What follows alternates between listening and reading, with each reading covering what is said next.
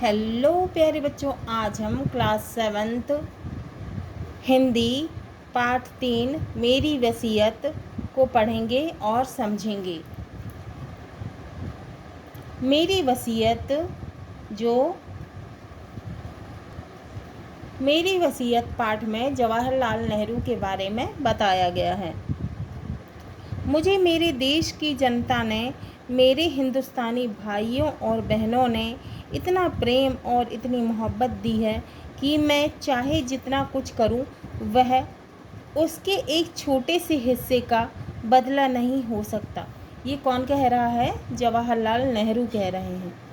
सच तो यह है कि प्रेम इतनी कीमती चीज़ है कि इसके बदले कुछ देना मुमकिन नहीं है। जवाहरलाल नेहरू कह रहे हैं कि प्रेम इतनी कीमती चीज़ है कि उसके बदले कुछ देना मुमकिन नहीं है। इस दुनिया में बहुत से लोग हुए जिनको अच्छा समझकर, बड़ा मानकर उनका आदर किया गया, पूजा गया, लेकिन भारत के लोगों ने, छोटे और बड़े, अमीर और गरीब, सब तबकों के बहनों और भाइयों ने मुझे इतना ज़्यादा प्यार दिया कि जिसका बयान करना मेरे लिए मुश्किल है। तो वो कह रहे हैं कि भारत के लोगों ने मुझे इतना प्यार दिया है कि उसके बारे में मैं वर्णन नहीं कर सकता हूँ, और जिससे मैं दब गया। मैं आशा करता हूँ कि मैं अपने जीवन के बाकी वर्षों में अपने देशवासियों की सेवा करता रहूं। तो वो कहते थे, उन्होंने कहा है कि मैं अपने जीवन के बाकी सालों में देशवासियों की सेवा करता रहूं और उनके प्रेम के योग्य साबित होऊंगा। बेशुमार यानी बहुत दोस्तों और साथियों के मेरे ऊपर और भी ज़्यादा एहसान है। हम बड़े बड़े कामों में एक दूसरों के साथ रहें, मिलजुल कर काम किया। यह तो होता ही है कि जब बड़े काम किए जाते हैं उनमें कामयाबी भी होती है, नाकामयाबी भी होती है। तो जवाहरलाल नेहरू कह रहे हैं कि जब बड़े काम होते हैं तो उसमें कामयाबी भी मिलती है हमें और नाकामयाबी भी मिलती है, मगर हम सब शरीक रहें कामयाबी की खुशी में भी और नाकामयाबी के दुख में भी।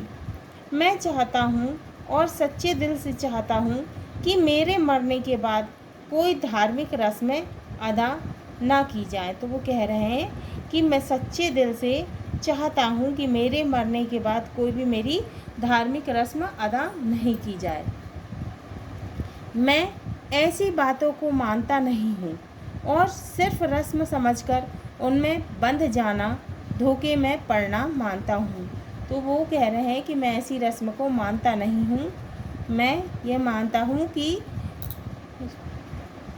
रस्म समझकर धोखे में पड़ना मानता हूँ।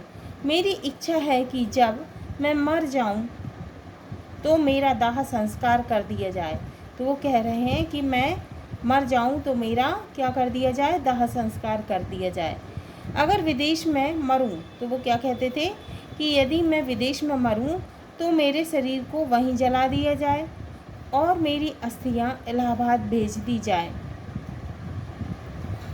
वो कहते थे कि मैं यदि विदेश में मरूं तो मुझे वहीं जला दिया जाए और मेरी अस्थियां इलाहाबाद भेज दी जाए। उनमें से मुट्ठी भर गंगा में डाल दी जाए और उनके बड़े हिस्से के साथ क्या किया जाए? तो वो कह रहे हैं कि एक मुट्ठी जो है वो गंगा में डाल दी जाए, और मैं आगे बता रहा हूँ, उनका कुछ भी हिस्सा किसी हालत में बचा कर ना रखा जाए। गंगा में अस्थियों का कुछ हिस्सा डलवाने की इच्छा के पीछे जहाँ तक मेरा ताल्लुक़ है, तो वो उस समय उन्होंने कहा था कि गंगा में अस्थियों को डालने से मेरा आशय है,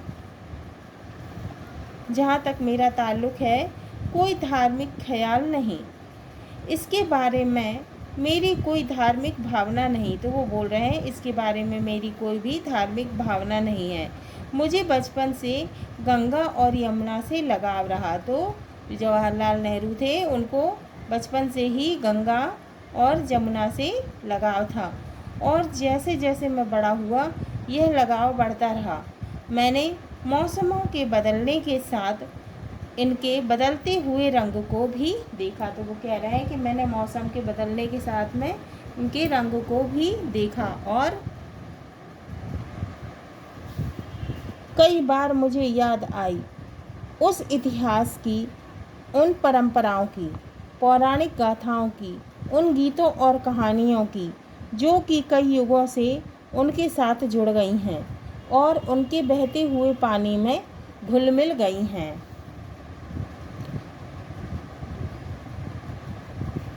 गंगा तो विशेषकर भारत की नदी है, जनता की प्रिय है, जिससे लिपटी हुई है भारत की जातियाँ, स्मृतियाँ और उसकी आशाएं, और उसके भय, उसके विजयगान, उसकी विजय और पराजय। गंगा तो भारत की प्राचीन सभ्यता का प्रतीक रही है। तो क्या कह रहे थे जवाहरलाल नेहरू की गंगा जो है वो प्राचीन भारत की सभ्यता का प्रतीक है, निशानी रही है। सदा बलवती, सदा बदलती, सदा बहती फिर वही गंगा की गंगा। वह मुझे याद दिलाती है हिमालय की बर्फ़ से ढकी चोटियों की और गहरी घाटियों की, जिनसे मुझे मोहब्बत रही है, मुझे प्यार रहा है, प्रेम रहा है। मोहब्बत यानी प्यार, प्रेम। उनके नीचे उपजाऊ और दूर दूर तक फैले मैदानों को, जहाँ काम करते मेरी ज़िंदगी गुजरी है। मैंने सुबह की रोशनी में गंगा को मुस्कुराते, उछलते, कूदते देखा है, और देखा है शाम के साए में उदास काली सी चादर ओढ़े हुए भेद भरी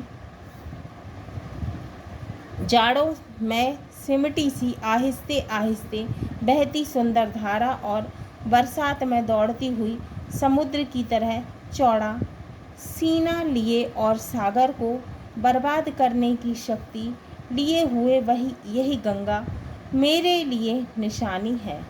भारत की प्राचीनता की यादगार की जो बहती आई है, वर्तमान तक और बहती चली जा रही है भविष्य के महासागर की ओर। भले ही मैंने पुरानी रीति और रस्मों को छोड़ दिया है और मैं चाहता भी हूँ कि हिंदुस्तान इन सब जंजीरों को तोड़ दे जिनमें वह जकड़ा है, जो उसको आगे बढ़ने से रोकती है और देश में रहने वालों में फूट डालती है। मतलब वो कह रहे हैं कि ऐसी कुरीतियाँ जिससे जो है भारत, हिंदुस्तान सब जंजीरों को, कुरीतियों की जंजीरों को तोड़ दे, जिसमें वह जकड़ा है।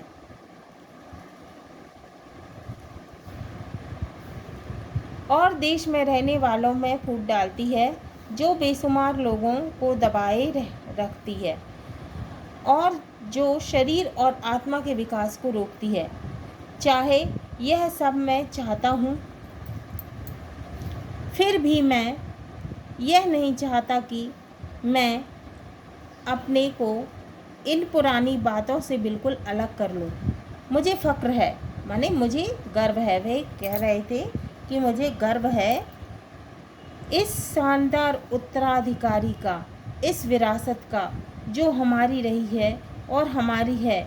और मुझे यह भी अच्छी तरह से मालूम है कि मैं भी हम सबों की तरह इस जंजीरों की एक कड़ी हूँ, जो कि कभी नहीं और कहीं भी नहीं टूटी है, और जिसका सिलसिला हिंदुस्तान, सिलसिला यानी क्रम, सिलसिला का मतलब है क्रम, हिंदुस्तान के अतीत के इतिहास के प्रारंभ से चला आता है।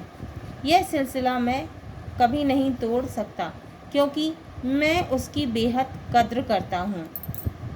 कद्र का मतलब होता है सम्मान करना, तो मैं उसका सम्मान करता हूँ और इससे मुझे प्रेरणा, हिम्मत और हौसला मिलता है। मेरी इस आकांक्षा की पुष्टि के लिए और भारत की संस्कृति को श्रद्धांजलि भेंट करने के लिए मैं यह दरख्वास्त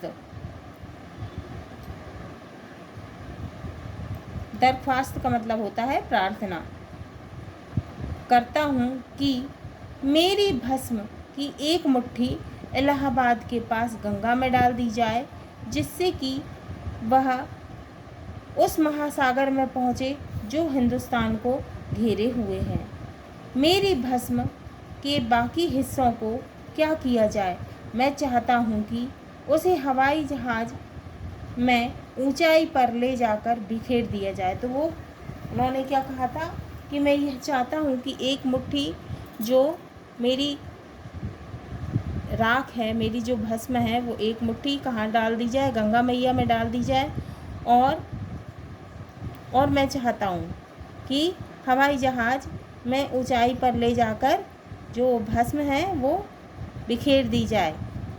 तो वो कहाँ जाए? उन खेतों पर जहाँ भारत के किसान मेहनत करते हैं, ताकि वह भारत की मिट्टी में मिल जाए और उसी का अंग बन जाए। तो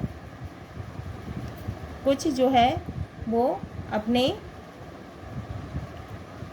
कुछ उनके शरीर की भस्म जो है वो गंगा मैया में डाल दी जाए और कुछ जो है हवाई जहाज़ से बहुत ऊंचाई पर ले जाकर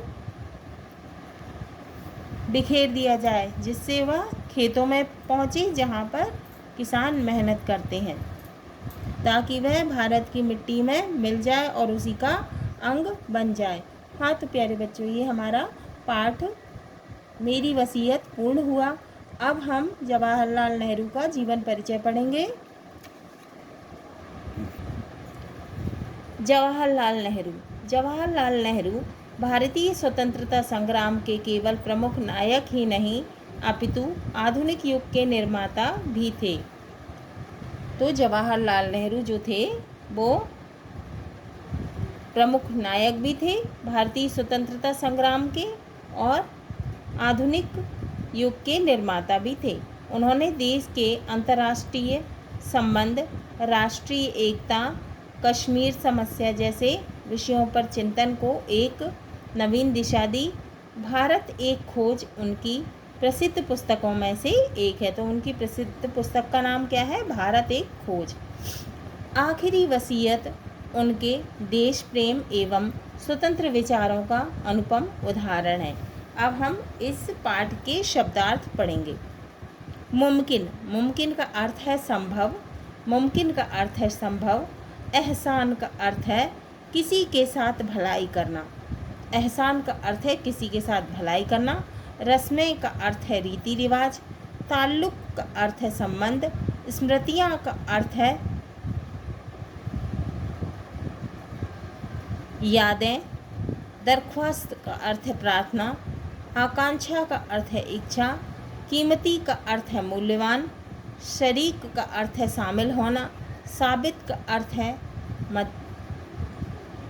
सिद्ध। ख्याल का अर्थ है विचार।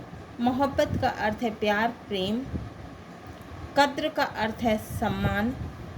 तबका का अर्थ है वर्ग, समुदाय। कामयाबी का अर्थ है सफलता। बेशुमार का अर्थ है अनगिनत। पौराणिक का अर्थ है पुराणों से संबंधित। आहिस्ता का अर्थ है धीरे। सिलसिला का अर्थ है क्रम। विरासत का अर्थ है धरोहर। हाँ तो प्यारे बच्चों, ये हमारा पाठ मेरी वसीयत पूर्ण हुआ। अगले वीडियो में हम इसके प्रश्नों के उत्तर, अभ्यास प्रश्न को हल करेंगे।